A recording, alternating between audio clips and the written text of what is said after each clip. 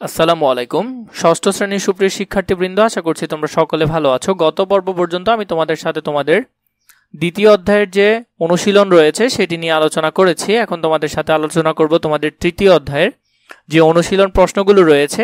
এই অনুশীলন প্রশ্নের আমরা সমাধানগুলো দেখব। এখানে কিছু শূন্যস্থান রয়েছে, শূন্যস্থান আমরা দেখব। সাথে আমাদেরকে কিছু এখানে সংক্ষিপ্ত প্রশ্ন দিয়েছে, সংক্ষিপ্ত প্রশ্নের উত্তর, এই এমসিকিউগুলোর উত্তর আমরা দেখব। সাথে আমাদেরকে এখানে একটি সৃজনশীল দিয়েছে, সৃজনশীল নিচে আরও একটি দিয়েছে, এরপরে নিজে করো দুটি কাজ দিয়েছে। মোট কথা হলো প্রতিটি অধ্যায় নিয়ে আমরা ধারাবাহিকভাবে আলোচনা করছি। তোমরা যদি বিগত অনুশীলনগুলো দেখে না থাকো তাহলে প্লেলিস্টে সাজানো আছে, তোমরা সেখান থেকে দেখে নিতে পারো। আর তোমরা যে বিষয়টি নিয়ে কমেন্ট করছো আমি সেটি তোমাদেরকে তাড়াতাড়ি দেওয়ার চেষ্টা করছি। তোমরা আমাকে কমেন্ট করে জানিও তোমাদের কোন কোন বিষয়ের ভিডিও বেশি প্রয়োজন এবং কোন টপিকের উপর প্রয়োজন, সেটি আমাকে লিখে দিলেই হবে। আমি তোমাদের জন্য ইনশাল্লাহ সেটি নিয়ে ভিডিও রেডি করব। তাহলে প্রথম প্রশ্নের মধ্যে কি হচ্ছে, ড্যাশ কোষে কোষ প্রাচীর থাকে, উদ্ভিদ কোষে কোষ প্রাচীর থাকে, প্লাস্টিড ড্যাশ কোষের বৈশিষ্ট্য, উদ্ভিদ কোষের বৈশিষ্ট্য হলো কি প্লাস্টিড। এরপরে রয়েছে ড্যাশ কোষে সাধারণত কোষ গহ্বর থাকে না, প্রাণী কোষে সাধারণত কোষ গহ্বর থাকে না। 4 নম্বরটির উত্তর হবে কোষ প্রাচীর ড্যাশ পদার্থ দ্বারা তৈরি, কোষ প্রাচীর সেলুলোজ পদার্থ দ্বারা তৈরি, ড্যাশ এর ভিতরে নিউক্লিয়াস ও ক্রোমাটিড তন্তু থাকে, নিউক্লিওপ্লাজমের ভেতরে নিউক্লিয়াস ও ক্রোমাটিড তন্তু থাকে।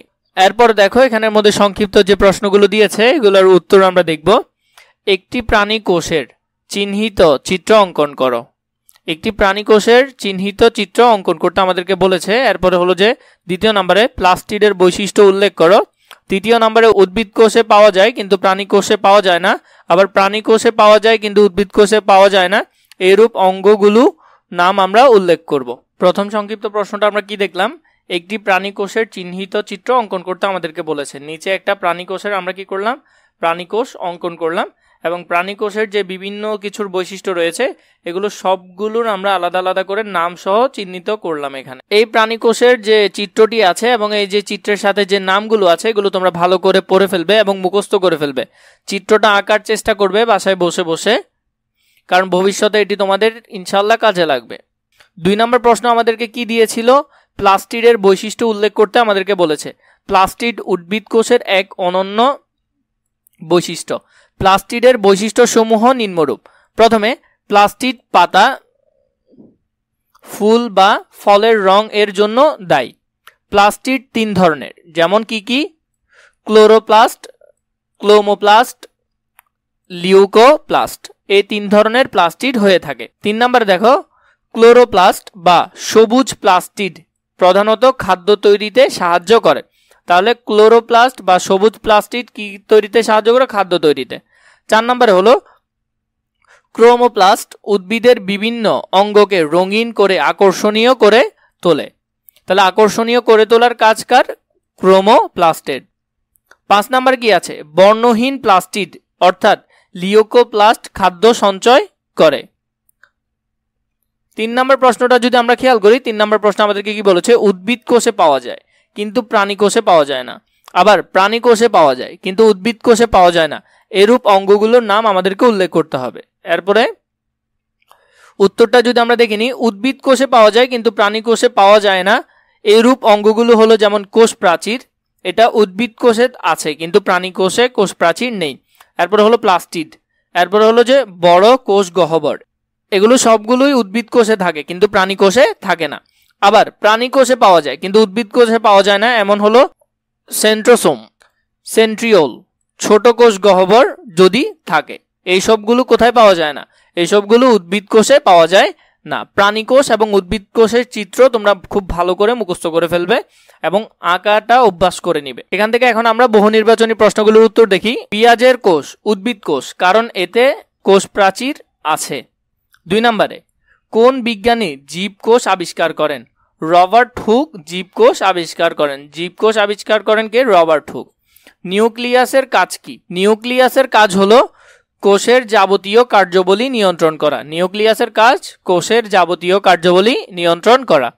সৃজনশীল প্রশ্নগুলোর সমাধান দেখো। প্রথমে আছে, দীপ্তি বাবার সাথে ঢাকায় বোটানিক্যাল গার্ডেন বেড়াতে যায়। গার্ডেনে সে বিভিন্ন বর্ণের গাছপালা দেখতে পায়। পরবর্তীতে সে পার্শ্ববর্তী চিড়িয়াখানায় যায়, সেখানে সে বিভিন্ন প্রাণী দেখতে পায়। প্রথমে ক নম্বর আমাদেরকে বলেছে নিউক্লিয়াস কি, এরপরে আছে কোষের শক্তি উৎপাদন কেন্দ্র কোনটি, ব্যাখ্যা করো। আমরা যদি প্রথমটির উত্তর দেখি নিউক্লিয়াস কি, প্লোটোজমের মধ্যে ভাসমান গোলাকার ঘন বস্তুটি হলো নিউক্লিয়াস। 2 নম্বরে বলেছে কোষের শক্তি উৎপাদন কেন্দ্র কোনটি, ব্যাখ্যা করো। কোষের শক্তি উৎপাদন কেন্দ্র হলো মাইটোকন্ড্রিয়া। তাহলে কোষের শক্তি উৎপাদনের কেন্দ্র কি, মাইটোকন্ড্রিয়া।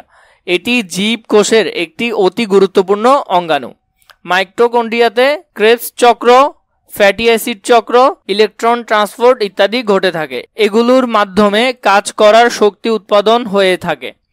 এই অঙ্গগুলো থেকে কোষের যাবতীয় কাজের জন্য শক্তি সরবরাহ হয়ে থাকে বলে একে কোষের পাওয়ার হাউসও বলা হয়। ঘ নম্বরটা যদি আমরা দেখি, প্রথমে দীপ্তির পর্যবেক্ষণকৃত উদ্ভিদগুলো বিভিন্ন বর্ণ ধারণ করার কারণ কি, ব্যাখ্যা করো। দীপ্তি বোটানিক্যাল গার্ডেনে বিভিন্ন বর্ণের গাছপালা দেখতে পায়। নিচে গাছপালার বিভিন্ন বর্ণ ধারণ করার কারণ ব্যাখ্যা করা হলো।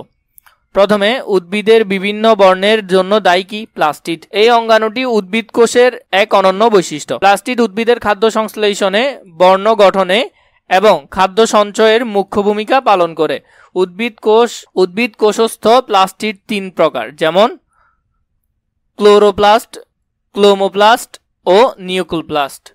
এদের মধ্যে ক্লোরোপ্লাস্ট সবুজ অংশে থাকে এবং সবুজ বর্ণের ক্লোরোফিল নামক রঞ্জন পদার্থ ধারণ করে। সালোক সংশ্লেষণের সহায়তায় সহায়তা করা এর প্রধান কাজ। ক্রোমোপ্লাস্টের জন্য গাছের সবুজ বাদে অন্য সকল বর্ণ সৃষ্টি হয়। সুতরাং গার্ডেনে বিভিন্ন বর্ণের গাছপালা সৃষ্টি হয়েছে এইসব উদ্ভিদের কোষে ক্লোরোপ্লাস্ট ও ক্লোমোপ্লাস্ট জাতীয় প্লাস্টিড উপস্থিত থাকার কারণে। তাহলে এই 2 কারণে আসলে গাছের কি হয়, বিভিন্ন ধরনের বর্ণ দেখা যায়। ঘ নম্বর আমাদেরকে কি বলেছে, দীপ্তির দেখা জীবগুলোর কোষীয় বৈশিষ্ট্যর তুলনা করো। উদ্দীপকে দীপ্তির বাবার সাথে বোটানিক্যাল গার্ডেনে বেড়াতে এসে উদ্ভিদ ও প্রাণীর উভয় ধরনের জীব পর্যবেক্ষণ করেছে। নিচে দীপ্তির দেখা জীবগুলো কোষীয় বৈশিষ্ট্যের তুলনা উল্লেখ করা হলো। এখানে সুন্দর করে বৈশিষ্ট্যগুলো দেওয়া আছে, তোমরা চাইলে এখান থেকে দেখে নিতে পারো। এখানে আরেকটি আছে, এগুলো তোমরা চাইলে সুন্দর করে তোমাদের খাতায় নোট করে লিখে ফেলতে পারো। এর পরবর্তী সৃজনশীল যদি আমরা একটু দেখি, এখানে 2 নম্বর আমাদেরকে আরেকটি সৃজনশীল দিয়েছে। প্রথমে আমরা এই ক এবং খ এর আনসারটা করে ফেলি। কোষ কি? কোষ হলো উদ্ভিদ দেহের গঠন ও কাজের একক। তাহলে কোষ হলো কি, উদ্ভিদ দেহের গঠন ও কাজের একক। এর পরবর্তীতে 2 নম্বর আছে জনন কোষ বলতে কি বোঝায়। যেসব কোষ জীবের জননে অংশ নেয় তাদের জনন কোষ বলে। এরা জীব দেহের গঠনে অংশগ্রহণ করে না। শুক্রাণু এবং ডিম্বাণু হলো জনন কোষ। তাহলে জনন কোষ হলো কি, শুক্রাণু এবং ডিম্বাণু। জনন কোষ ক্রোমোজোমের সংখ্যা দেহকোষের ক্রোমোজোমের সংখ্যার অর্ধেক থাকে। জনন কোষে ক্রোমোজোমের সংখ্যা দেহকোষের ক্রোমোজোমের সংখ্যার অর্ধেক থাকে, তাই জনন কোষকে হ্যাপ্লয়েড কোষ বলা হয়। গ নম্বরে আমাদেরকে বলেছে, দেখো এখানে কিছু জিনিস দিয়েছে। ছোট কোষ ও গহ্বর, এরপর নিউক্লিয়াস, সেন্ট্রোসোম, এরপরে হলো যে কোষ প্রাচীর, বড় কোষ গহ্বর, এরপরে হলো যে ক্লোরোপ্লাস্ট। এখানের মধ্যে তারকা চিত্রে অবস্থিত প্রয়োজনীয় অঙ্গগুলো ব্যবহার করে প্রাণী কোষের একটি চিত্র অঙ্কন করো। কিসের? প্রাণী কোষের চিত্র অঙ্কন করতে বলেছে। এর পূর্ব আমরা প্রাণী কোষের চিত্র অঙ্কন দেখেছি, কিন্তু আমাদেরকে এখন বলেছে এই চিত্রের মধ্যে যেই সব জিনিসগুলো রয়েছে এখানের মধ্যে কোনগুলো আসলে প্রাণী কোষে থাকে। যেমন বড় কোষ গহ্বর কিন্তু প্রাণী কোষে থাকে না, এটা উদ্ভিদ কোষে থাকে, আমরা দেখেছি। এখন আমরা এখান থেকে যেসব জিনিসগুলো প্রাণী কোষে থাকে সেগুলো নিয়ে আলোচনা করব। এবার দেখো প্রথমে আমরা কি করলাম, একটা প্রাণী কোষ এখানে অঙ্কন করলাম। এরপর দেখো এই প্রাণী কোষের এই অংশটার নাম হলো কি, সেন্ট্রোসোম, এবং এখানে যেটি আছে এটিকে আমরা নিউক্লিয়াস বলি। নিউক্লিয়াস। এরপর এখানে যে ছোট ছোট যে ফাঁকা জায়গাগুলো আছে এগুলোকে আমরা কি বলি, ছোট কোষ গহ্বর বলি, কিন্তু এগুলো উদ্ভিদের ক্ষেত্রে অনেকটা বড় থাকে। তাহলে আমরা এখান থেকে এই চিত্রটি আঁকলাম, এই চিত্রটি তোমরা ভালো করে মুখস্থ করে ফেলবে। এরপরে দেখো ঘতে কি বলেছে, উদ্ভিদের খাদ্য উৎপাদনের ক্ষেত্রে তারকা চিত্রে অবস্থিত কোন অঙ্গগুলো ভূমিকা পালন করে থাকে, ব্যাখ্যা করো। তার মানে একটা উদ্ভিদ কোষের কোন অঙ্গগুলো খাদ্য তৈরিতে ভূমিকা পালন করে তা নিয়ে আমরা উপরের চিত্র থেকে কোন কোন জিনিসগুলো, চলো আমরা যদি এখান থেকে দেখি, তাহলে এখান থেকে খাদ্য উৎপাদনে সাহায্য করবে কি? ক্লোরোপ্লাস্ট, এটা আমরা জানি। উদ্ভিদের খাদ্য উৎপাদনের ক্ষেত্রে তারকাচিত্রে ক্লোরোপ্লাস্ট বিশেষ ভূমিকা পালন করে থাকে। এই অঙ্গাণুটি উদ্ভিদ কোষের একটি অনন্য বৈশিষ্ট্য। ক্লোরোপ্লাস্টে উপস্থিত ক্লোরোফিল নামক কণিকাটি সূর্য থেকে আলো, মাটি থেকে পানি ও বায়ু থেকে কার্বন ডাই অক্সাইড গ্রহণ করে সালোক সংশ্লেষণ প্রক্রিয়ার মাধ্যমে উদ্ভিদের পাতায় খাদ্য প্রস্তুত করে। এখান থেকে দেখো ক্লোরোপ্লাস্টের একটি আমাদেরকে চিত্র দিয়েছে, এটা তোমরা ভালো করে এঁকে শিখে নিবে। তোমাদের বইয়ের চিত্রটি আরো সুন্দর করে দেওয়া আছে, সেখান থেকে তোমরা এটি শিখে নিতে পারো।